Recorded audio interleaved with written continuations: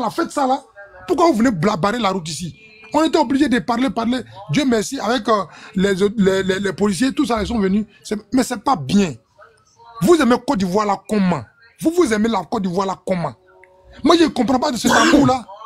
On aime une femme et puis on la fait souffrir. Bon, je ne comprends pas. Tu l'aimes, mais elle souffre. Quand je l'aime, mais je ne vais pas m'arrêter de la tromper. Bon, c'est quel amour? C'est quel amour tu es dedans?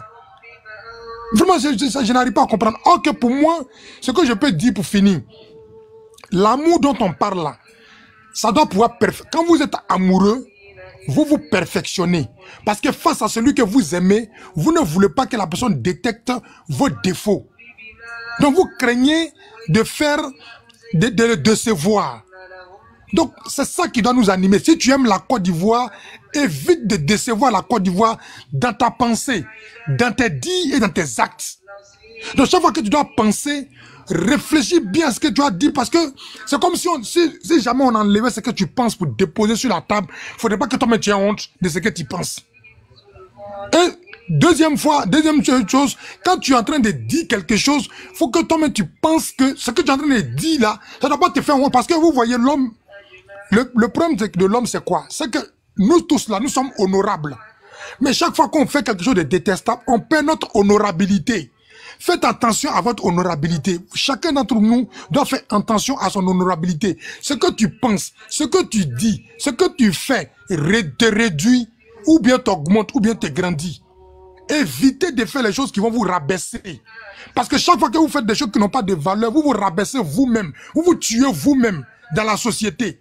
Regardez vous-même. Quand quelqu'un est dans la société qui passe son temps à chercher la femme des gens, qui le respecte?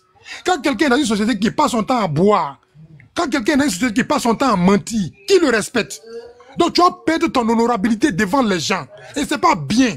Même si on fait de la politique, il faut garder son honneur, sa grandeur. C'est important. Parce que Dieu nous a dit qu'il nous a créés tous grands. Walakad karam na bani Adam. Nous avons anobli l'être humain.